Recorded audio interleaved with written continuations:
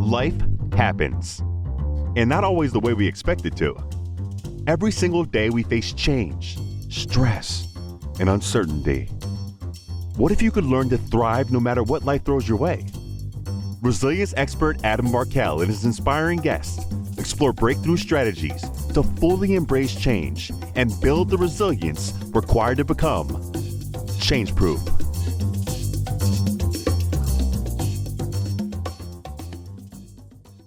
Hey, everybody. Welcome back to another episode of the Change Proof Podcast. I'm your host, Adam Markel, and I can't believe it, but it's been a year since Change Proof originally hit the shelves, hit the stands, all that good stuff. It was 2/22/22. That's a lot of twos.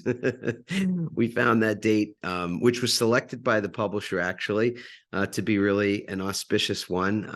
I'm not a superstitious person, but I certainly do believe in the power of numbers and in numerology, actually, which is a very interesting science and something that I consult with and consider. So that was a pretty cool date for us to see Change Proof get out into the world. And it's amazing that it has been a year since then. I have said this too many times now to count, and I'm actually hesitant these days to even keep saying it, but we blink our eyes. It's like just like that, in the snap of a finger. Time just passes, and it passes in a beautiful way. I mean, this last year has been amazing. I'm going to take you through a little bit of a journey today of where we've been with Change Proof over the last year. Give you this little taste of maybe behind the curtain, behind the scenes of that, and share some insights and things that we've learned along the way. And I look forward to the continuation of this Change Proof journey. If there's anything that we've learned, it is that change is not going away. And in fact, the pace of change, the velocity of change is even greater and will only continue to get greater. I think actually the pandemic slowed it down as much as there was pretty significant, sizable chunks of change then. The kinds of things that changed on a macro level were pretty breathtaking and notable. The micro changes that are happening constantly now, and the speed of those changes from AI to everything else you can think of, is just, again, it's enough to take your breath away. So one thing we know is that navigating change is going to be something that we have to do individually and as professionals, as career professionals, leading others, leading ourselves, leading organizations, which is very much the work that I do in the world now and for the indefinite future. Change is part of that, managing it, not just managing it, not just tolerating it, not just weathering it, but rather utilizing it, maximizing it, optimizing it. That's what we're talking about. Change Proof is not a book about how to white knuckle the experience of disruption. It's a book about how we leverage adversity and leverage uncertainty as catalysts to build long-term resilience, because as our theory and based on much research that we've done, that resilience is the unsung hero in every success story. It is the competitive advantage that people individually in their lives, personally, in their family lives, and in every aspect of their personal lives, as well as in their professional lives, that resilience is like a competitive advantage that many people just aren't aware of, and even fewer people have mastered. So part of the value of Change Proof and what makes it relevant today, even more than when it came out on February 22nd, 2022, is that it is in greater need now than it was even then.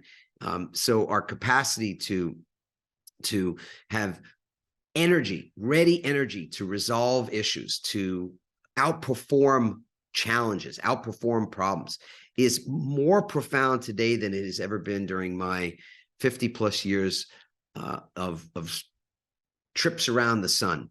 And I think I would venture to say, regardless of how young, what your current age is, you can probably identify with that we've just, the level at which we are being challenged today to resolve problems quickly, to outperform the things that are showing up that might otherwise take us out, that the need for that, the value of that is more than probably most of us have seen called for in our lives to this point. So what is this book? How did it make its way to the marketplace? When have we learned? Let me share a couple of those insights. So first of all, producing a book, in case you've done it or you haven't done it, I will say it's for a person who cannot give birth to a child, which I cannot. I will say that this is as close to giving birth as I could imagine. And I've been witness to the births of 4 children now. So I know how excruciating that process is and can be, and how arduous it is over a period of many, many months, 9 months in particular, and sometimes less, of course.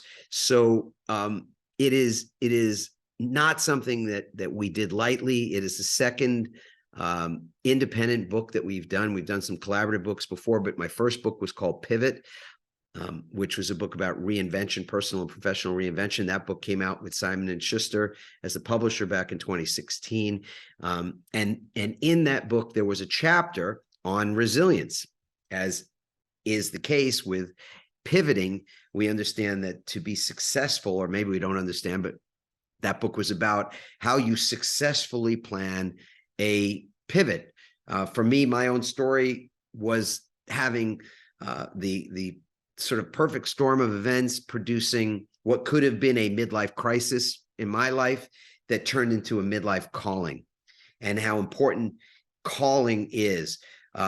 In Change Proof, which is a book that's committed to resilience, that has content in it that's about how you create agility and flexibility and are able to be pivotable, that you have a pivot ability.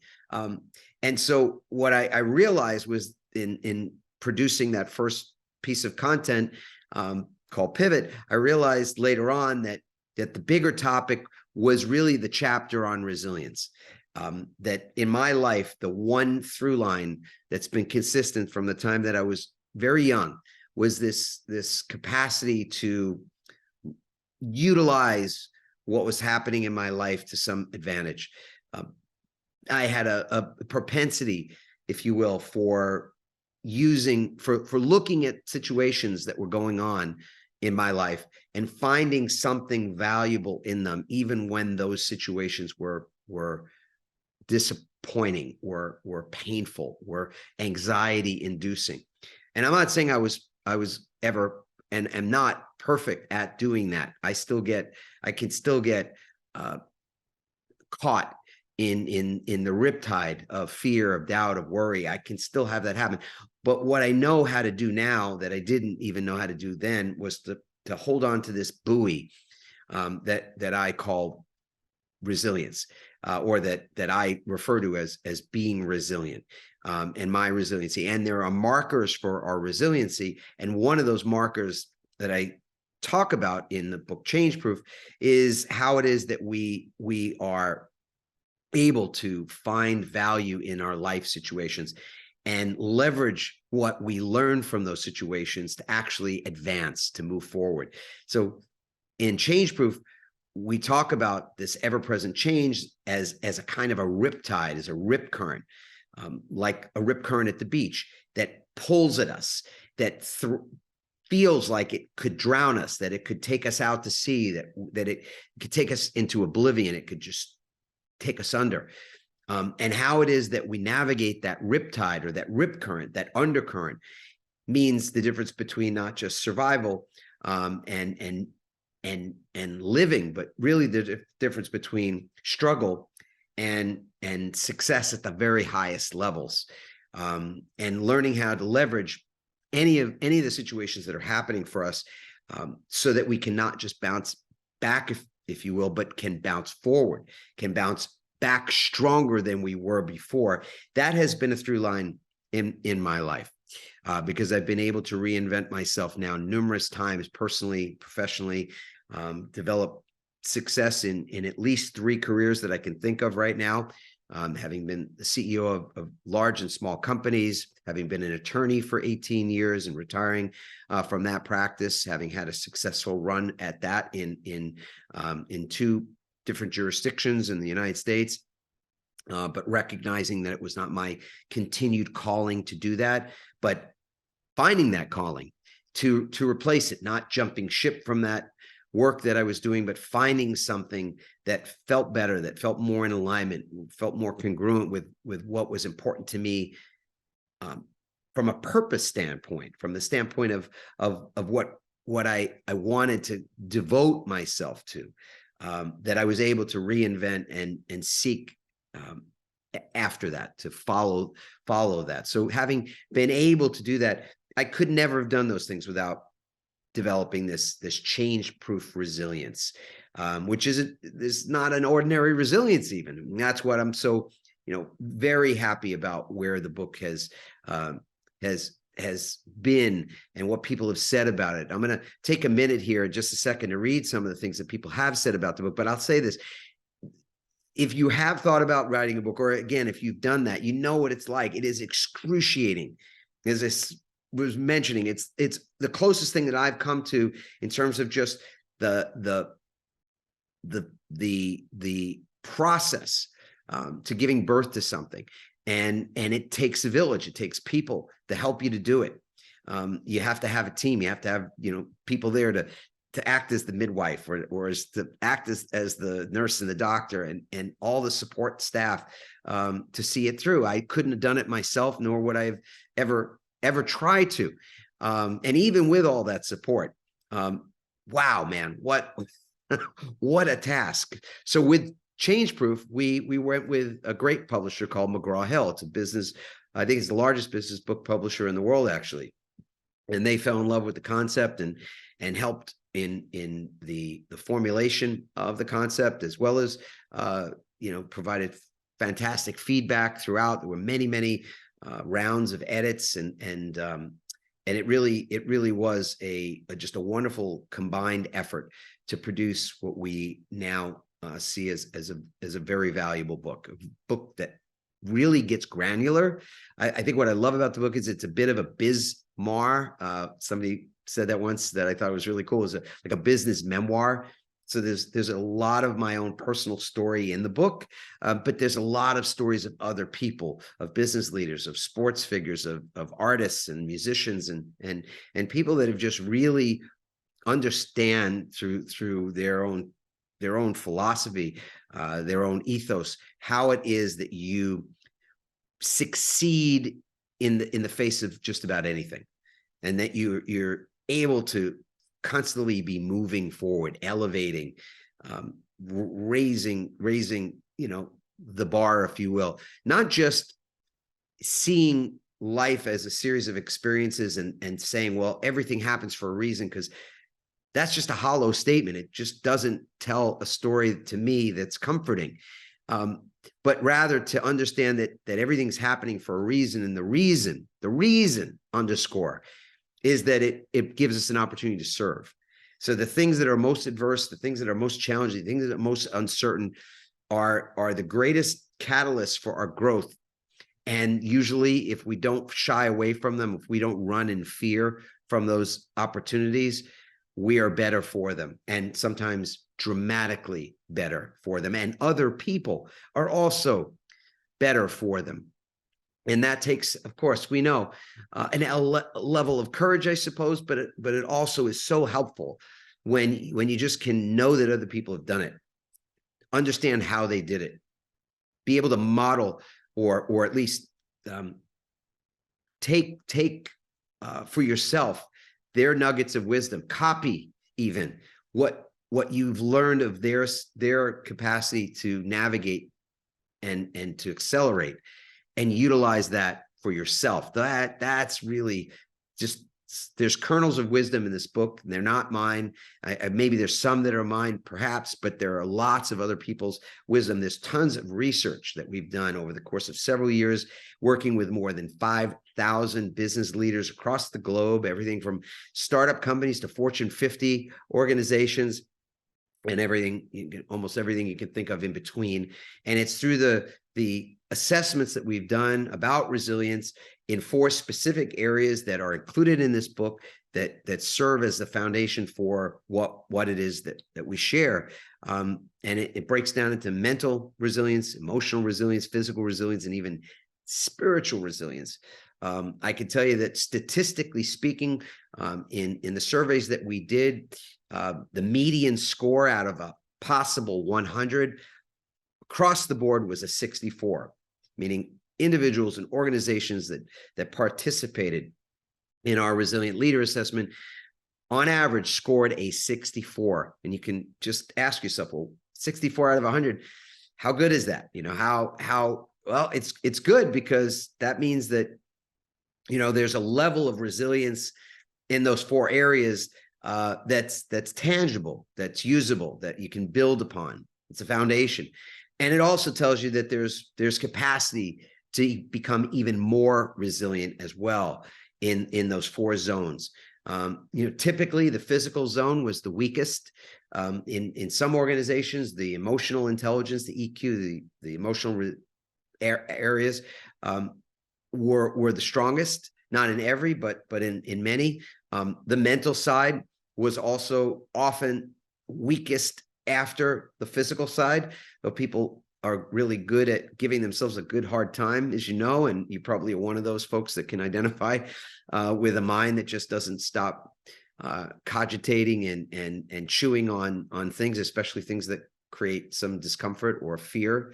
And people have not developed effective practices for quieting their own minds, and don't create a great many boundaries between their thinking on an intentional level and just allowing their thoughts to run wild.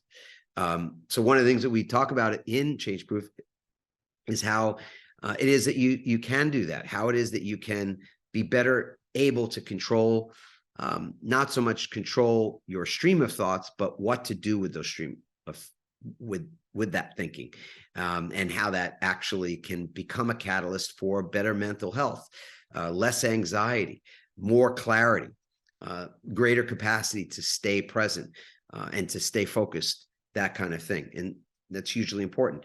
And on the spiritual side, what we find is that more often than not, and I mean like at to a tune of almost 90% of the time, people that we've surveyed are engaged in a livelihood, in work that is in alignment with their highest values and beliefs. And yet the very next assessment that we take in that spiritual zone identifies whether there are significant gaps between what they say is important to them in their lives and how they actually allocate their own time, resources, and energy. And often, whereas the first question is, are you engaged in that livelihood, that work that is in alignment with your values? And the answer is yes, almost 90% of the time. But are there also gaps between the things you say are important and what you do with your time, energy, resources, et cetera? And that score is typically under 60. So that shows that there are great big gaps between those two propositions. And so there's some really, really interesting stuff to pick up on there. I'm going to read a couple of quick Amazon or reviews that have come to us about Change Proof. I'll pick a few here. So it says, particularly relevant for those of us who lead teams, provides an interesting perspective and simple yet impactful tools, relevant and helpful stories and data for shifting my ability to handle change. Great insights on the importance of resilience and building our capacity as the foundation for our relationship with change and disruption. Engaging stories, practical strategies shared in a relatable manner. Here's one that says, I had the pleasure of hearing Adam's message at a local conference where he was the keynote speaker and was completely invested in his message. And so I purchased the book. I found myself not being able to put it down. It resonates on so many levels. The reviews have been really lovely. I haven't found a review that said it was terrible or that they didn't like it. I mean, almost always, you're going to get some form of criticism when, anytime you put anything out in the world, you can just pretty much expect that. When my TED Talk came out, which is a talk about how you deal with anxiety in the face of a number of things that are going on in your life. And I was sharing some stories of my own panic attack and ending up in the hospital, and how the aftermath of that, my shame around that, and how I was dealing with it. And ultimately I came out on the side of a particular ritual in the morning that starts my day, that helps me to get grounded, get into gratitude quickly, start on the right foot, as my grandmother would say, just get my head right to start. And that's a practice with just involves 4 simple words. I love my life. Just saying those words in the morning when I wake up, put my feet on the floor, and what that meant to me. And yet, even in that TED Talk, there were people that called BS on that and called me out for it. So, again, with Change Proof, I would have expected at this point to see some negative reviews, but I just haven't seen them. So that's been a wonderful thing. I'll read another here. It says, Change Proof artfully blends unique stories, principles with stories that contextualize the principles to make them more understandable and applicable. The author weaves these 2 themes together to give the reader both the content to succeed and the context to apply them. He takes you on a journey through your left and right brain to continuously engage the reader, making it an enjoyable and practical guide to deal with the inevitable changes we all face. For example, in the chapter on disputing irrational beliefs, the reader has been told a story that is clearly folly about an ancient king trying to hold back the ocean tide. Then the author asks the reader, what self-defeating irrational belief do you want to dispute and surrender? He then offers this one from his own experience. I absolutely must be competent and achieving it all I do, or else I am an inadequate, worthless person. From an objective standpoint, it is an irrational belief, and yet everyone raised in the U.S. education system believes it, exclamation point. He goes on to teach how to identify and reframe the irrational thoughts limiting our success. This book is the real deal. Well, that's a lovely review. And I can tell you that over the course of the last year, not only were we able to bring the book out and share the book in so many ways. Typically what happens is that people will find the book, or they'll go to my website, adammarkel.com, and read more about this concept of resiliency and our philosophy and our research on it, and find the book. And then people will contact us and say, hey, we'd love to have you come and keynote one of our conferences, speak, share your keynote on resiliency, share, the keynote on mental health or work-life balance, which we reframe as work-life harmony, or even stress management. And I speak on all those things. And then they say, and we'd love to provide an opportunity for the audience, for whether it's our teams or others, to get access to the book, so it supports the work that we're bringing you in to share with our folks. So that's been a joy, as a I'd say big difference between how we were able to initially market and sell the last book I did and the way we have been marketing and selling Change Proof. It has, for the most part, been in connection with these keynote talks or workshops, or even sometimes the work that our consultancy does, and deploying the book as a tool for large groups of people across different geographies, different functions, to get everybody literally on the same page when it comes to how you operationalize resilience. One of the things that I talk about in the book, and we've developed a specific program for, which I'm going to share with you now. It's something that helps an organization actually run this to ground, meaning that if they wanted to have a more resilient culture, if they wanted their individual leaders and teams to be more resilient, how do you do that to the point of it becoming part of the culture? We decided that we would create a product for that in particular, in the event that organizations are not ready to bring us in to work with teams in a more consultative way. We have a digital product called the Change Proof Program. It's built for individuals, but also built for teams to work on collaboratively as well. And in that program, we talk about how to operationalize resilience. What does it look like to operationalize it? And I'll just tell you what the 4 things are. And then, of course, getting the book or getting access to the digital program, you can do all that at changeproof.com. You can find out about how to make it available to teams and how to access it yourself as well.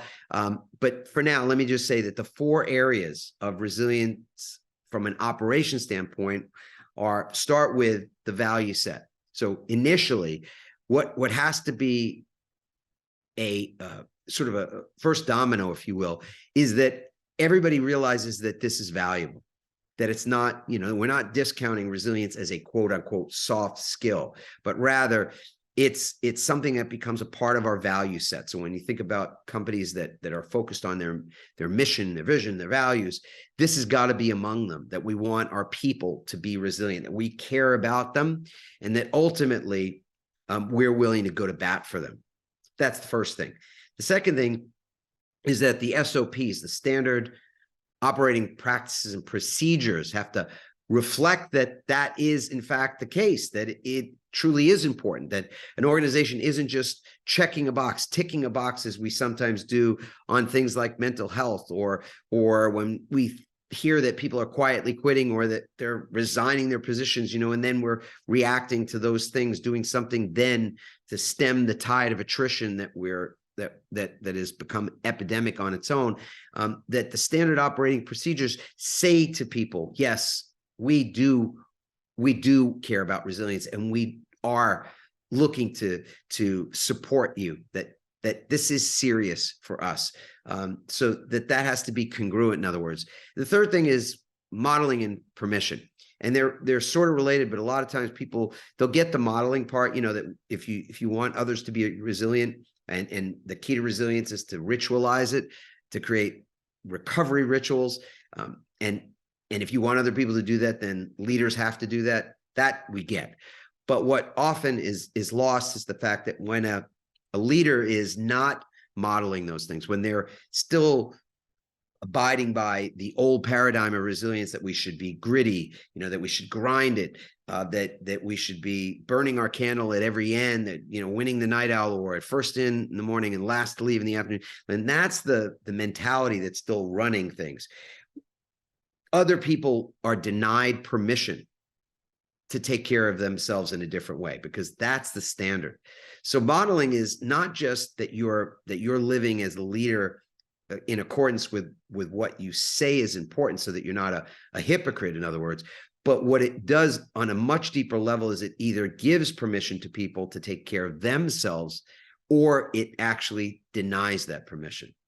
And where in organizations that's the case, when permission is being withheld and people have to feel guilty or feel shame around going to therapy or getting to their kid's dance recital or doing the other things that they have to do for themselves to be the best they can be, well, then that's a big issue in terms of the culture of that organization. And so the last thing is that we frame this as a got your back culture, and in the best of scenarios, it means that there are other people who are looking after you, that you are looking after others and they are looking after you. We all have each other's backs, and that's a partnership. And so rather than thinking of it as accountability, we like to think of it as a partnership, and we call it a got your back partnership. And that's what supports everybody in this joint effort to create a more resilient organization. And in doing so, by operationalizing resilience within a team or within a larger structure, it creates a culture, a got your back culture. And that is really fundamentally important.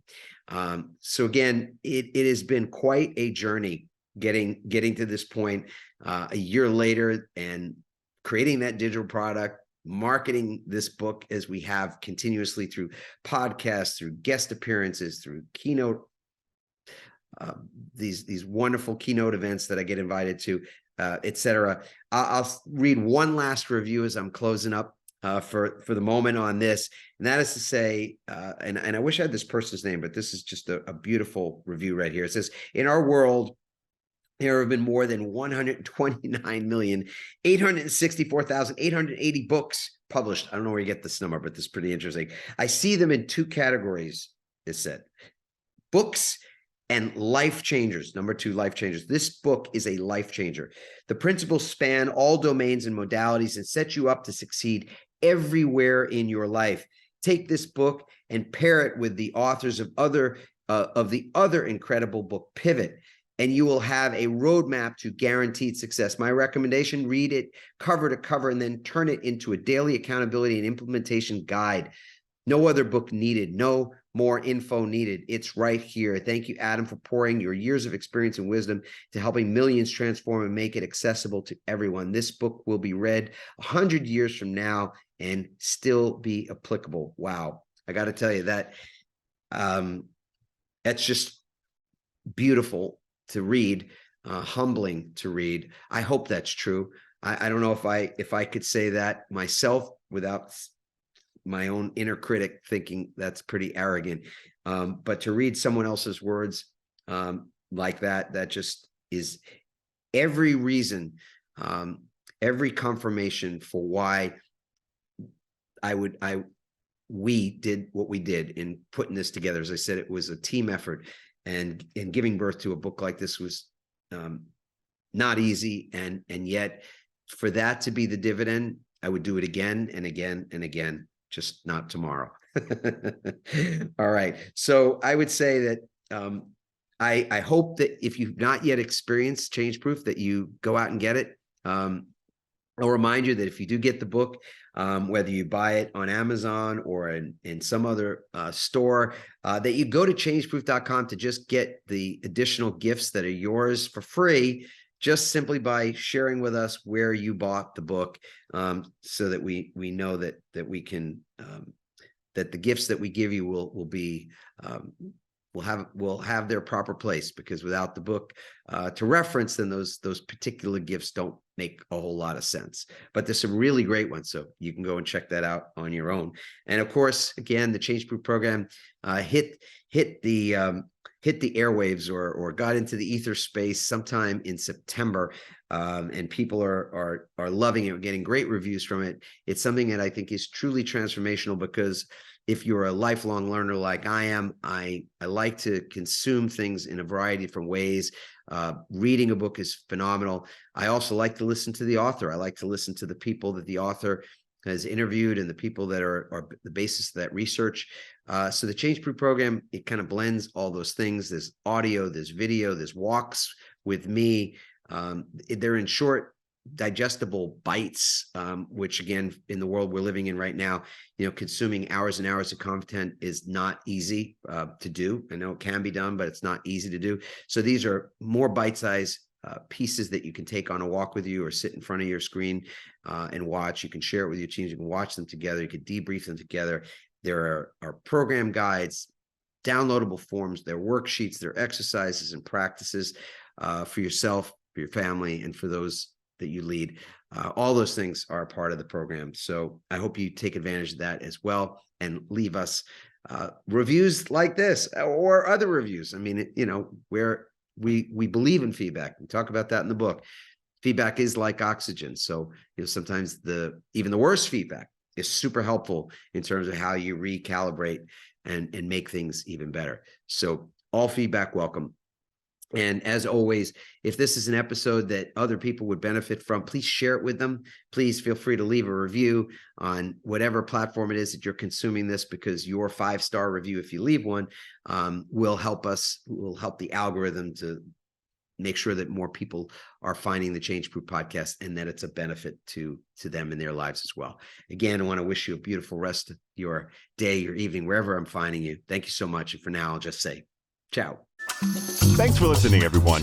We hope you now have even more tools and greater insights to build resilience and become change-proof.